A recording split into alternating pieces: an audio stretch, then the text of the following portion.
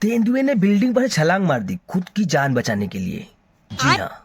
क्या यकीन नहीं हो रहा ना? मुझे भी नहीं हो रहा था, लेकिन मैंने देखा तब मुझे मालूम पड़ा। आप इसे फुटेज में देख रहे हैं, ये सीसीटीवी का लाइव फुटेज है।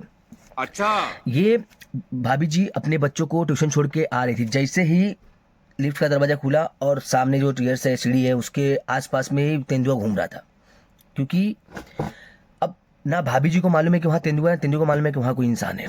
जैसे ही भाभी जी निकली सामने, वही तेंदुआ एक दूसरे के सामने, दोनों दूसरे को देख रहे एकदम गुस्से में कि क्या करना है। लेकिन तेंदुए को नहीं मालूम था कि भाभी जी किसी से डरती नहीं है, और भाभी जी से जोर से घबरा के चिल्लाई। तेंदुए को लगा गुस्से में चिल्ला रही है, और क्या फिर तेंदुए कूद गया सीधा उसके बगल में सीढ़ी, सीधा नीचे बिल्डिंग पर से सीधा गिरते गिरते नीचे गया, और कैसे कैसे करके अपनी जान बचाया, और जान बचा के भाग गया वो जंगल की तरफ। अबे साले। अब आप सोचिए, एक नारी, जैसे कि हमने सुना ना, नारी है कुछ भी कर सकती है, सही बात है। ये औरत बहुत शक्तिशाली होती है दुनिया की सबसे, जैसा कि अपने यश भाई ने कहा था कि दुनिया की सबसे बड़ी वॉरियर माँ होती है। माँ भी एक नारी है, और नारी से शक्ति होती है।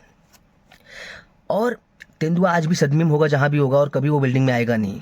ये कब होता है? जब यमराज मस्त किसी बीच के किनारे जाके चिल कर रहे होते हैं, हाथ में बियर लेके मस्त टगाडक, और समुंदर में सर्फिंग करने के लिए जाते हैं, और उनके पीछे शार्क पड़ जाता है।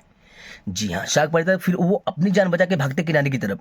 अब उस वक्त किसकी जान लेनी है उन्हें क्या मालूम, या दिमाग में आएगा ही नहीं कि भाई मेरे को किसी की जान लेने जानी है। तो ये तब होता है उस हालत में। इसलिए आप भी नारी से डरे, और अगर आपके यहाँ कुछ हो रहा है ऐसा कुछ, तो आप उसका सपोर्ट करें और नारी के सपोर्ट में ही रहे। भले से आपको नारी लाफा मार दे, वो आपकी गलती होगी, क्योंकि कभी भी लड़कियां गलत नहीं होती, या फिर औरतें कभी गलत नहीं होती। भाभी जी रॉक, तेंदुआ शौक।